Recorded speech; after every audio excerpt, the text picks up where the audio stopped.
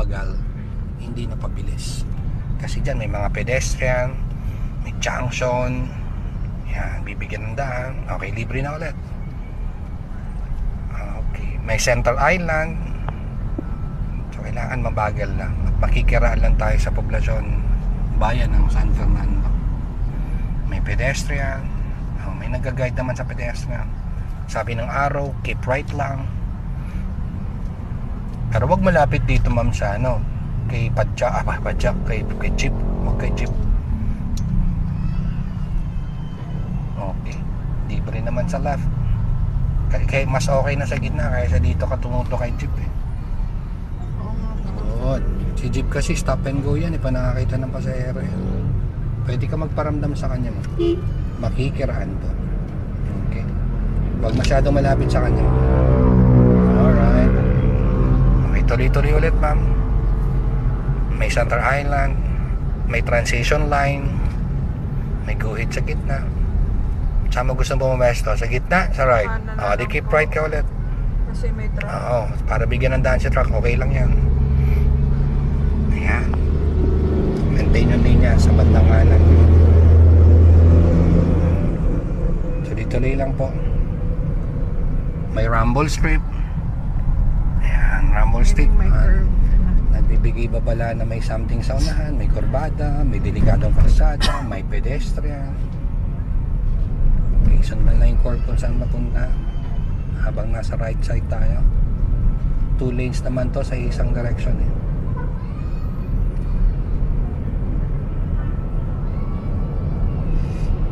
Sasakyan sa right side. Good. Ayos, tuloy-tuloy ulit ma'am. Okay, maintain yung linya. So pag mabagal ho kasi at dalawa po yung linya, dito lang kami sa kanan kasi mabagal. Yan ang minimum dito. Maximum yan 60. Kasi nasa loob pa rin tayo ng bayan na San Fernando.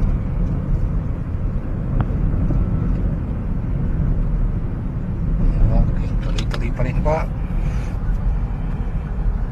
Pwede na ito mag long drive. Pwede na mag road trip. Punta na tayo ng Manila. At ang way pong ito, papunta ho talaga itong Manila. Palabas na ho ito ng Bicol. Ang ilang bayan lang, labas ka na ng Bicol. Mahaba-habang biyahe nga lang. From Naga City to Metro Manila, mga 400 to 450 kilometers away. Kung babasehan nun natin yung Luneta Park Manila, 450. Mga 450 yan hanggang Luneta Park Manila dun sa kilometer 0. So by land, sa takbong mabagal at sakto lang, 80-100. Kung walang traffic, siguro mga 8 hours to 10 hours kung wala pong traffic. Pero siyempre po kapag may traffic, may reblocking, may rough road, inaabot po ng 10 mahigit kasama ng stopover no. Pabagalin pa po. Pabagalin pa. Yan mo tayo magla-left ma'am. Forward pa ma'am. Huwag ka magalala sa kasulubong, hindi ka sasalubungin yan. Pabagalin mo pa ma'am. Kasi may plano tayo mag-left. Okay, tapat po lang yung shoulder mo. Tingin sa mga salamin. Libre. Okay, turn left. Habang gumagalaw yung sasakyan, turn left. Good. Hintayin 12 o'clock position, align sa road. Balik sa straight. Then accelerate. Mag-gas ka ulit. Basta straight, pwede mag-accelerate. Pwede tayo mag-gas basta straight. Maintain yung linya. Sa pagitan ng guhit sa gitna. Kunyari, nasa public road ka, saka sa gilid. Dapat hindi nahuhulog. Okay, dito pa lang sa part na to kasi may plano tayo mag-right. Signal light right. Bago dumating sa corner na yan, pabagali na. Sa bawat kanto, bumabagal po tayo. Pabagal.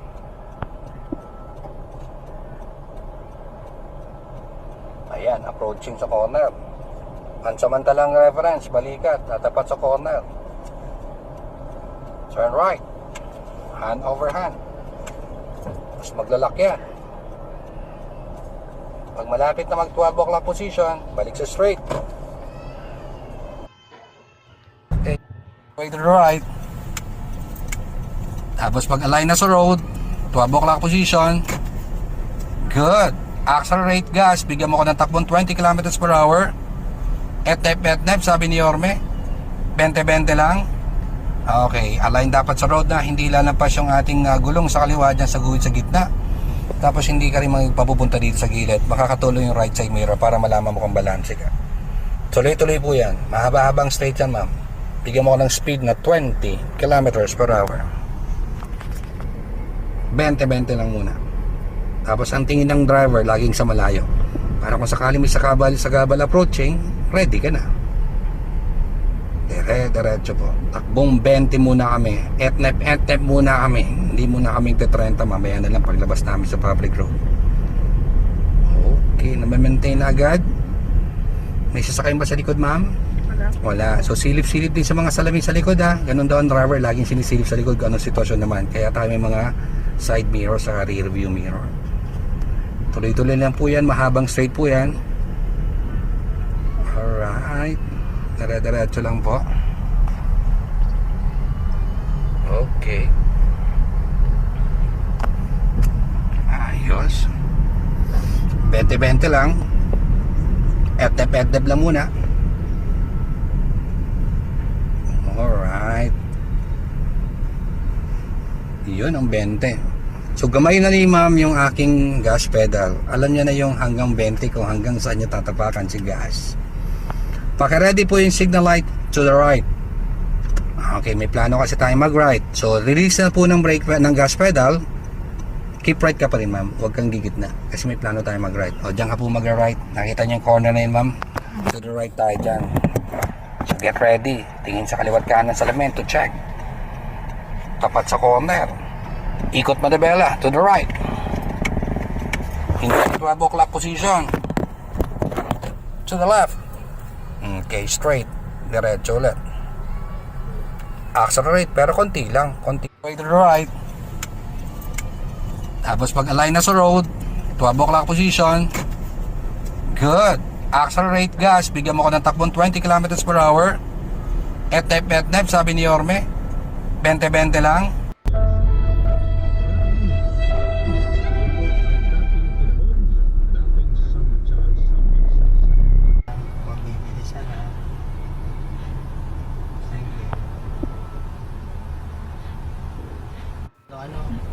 Harap likod. Ito yan.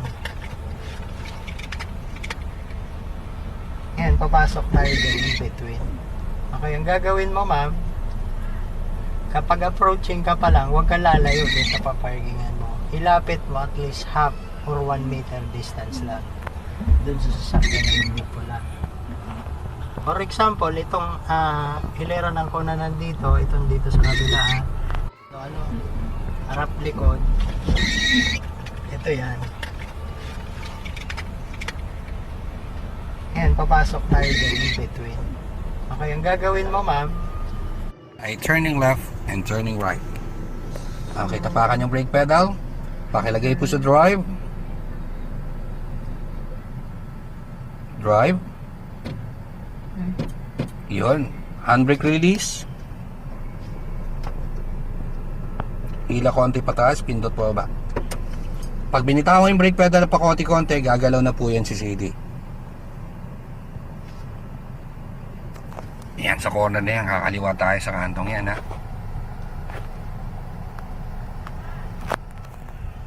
Yun. Mabagal lang. I-signal light na tayo, kaliwa. Paki-ready na po yung signal light, kaliwa. Itatapat mo yung shoulder mo, pansamantalang reference lang po ito, sa kanto, bago mo ikutin. Hindi pa, wala pa yung shoulder mo. Di ba itatapat po dyan sa kanto?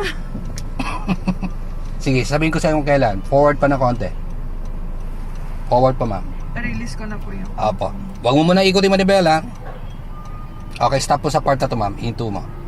O di ba yun yung kanto? Nakatapat na yung balikat mo? Alright. O dyan ka iikot ang manibela papunta ng kaliwa. Habang gumagalaw yung sasakyan. So, ikot manibela, sagad, ha?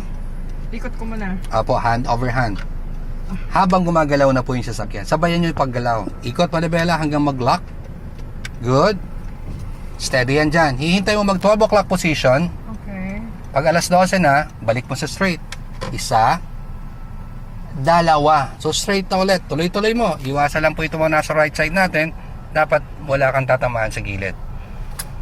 Keep right daw sa kalsada kasi public road. Kung sakali tayo nasa public, keep right. Pero yung nasa right side, lalayuan mo pa rin.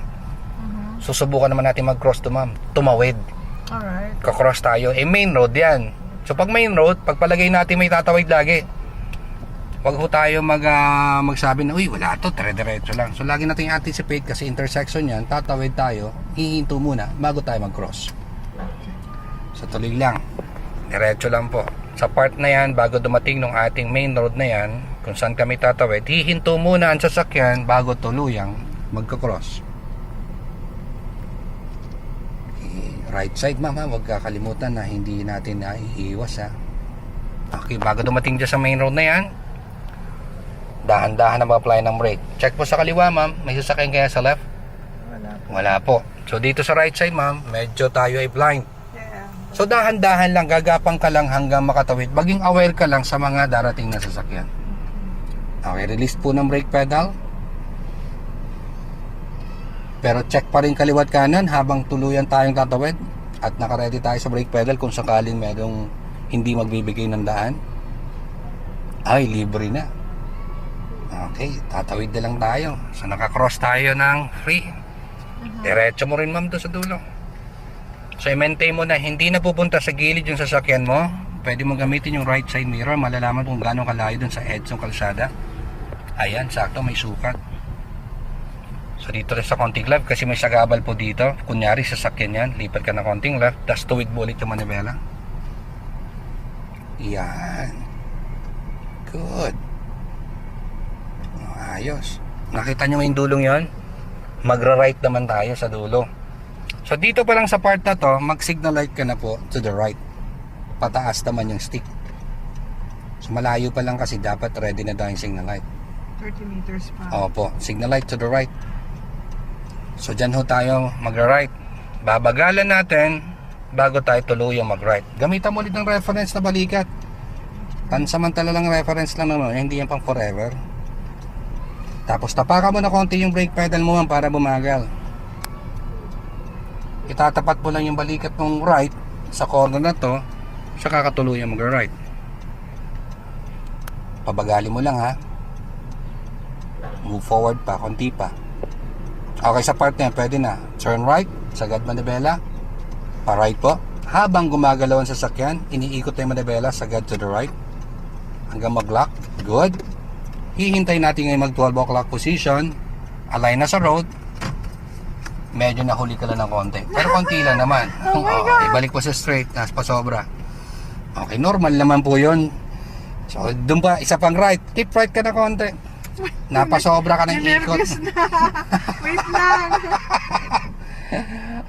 Nervous na ako. Straight po lang muna. Pabagalin mo, may preno ka, nasa iyo ang brake ha. Pabagalin mo. Okay, signal light right. Right tayo ulit.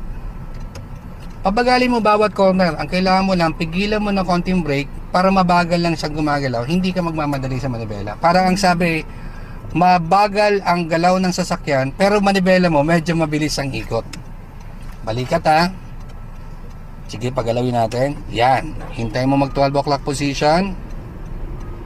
And straight. Isa pa. Tama. O, tama naman ha. O, bitaw na ng brake. Oh my God. Nakita niyo yung kalsada mo, Ma'am Sarap? Pagpalagay mo mga sasakyan niya na nakapark ng magkakatabi o magkakaharap, so iwasan mo po bawat kalan at saka kaliwa ha, na hindi dapat sasabit yung buong shell ng sasakyan. Yun. So paghandaan mo yan na hindi ka sasabit sa right side saka sa left side. Very good. Another intersection. Hihinto bago mag-cross. So tatawid tayo ulit. Pero gusto ko huminto ka muna dyan bago tayo tuluyang tatawid. O, yung right side natin, wag kakalimutan ma'am. Alright. Okay, dahan-dahan lang braking. Ano lang, smooth braking lang. Okay, stop sa part na to. Check sa left, may sasakyan ba ma'am? Wala. Sa right side, libre. Medyo blind lang tayo ng konti. Mag-ingat lang habang nagko-cross. Okay, let's go. Pag nililis po yung paas kay brake pedal, dahan-dahan pong gagalaw yan habang tumitingin pa rin kaliwat kanan. Okay,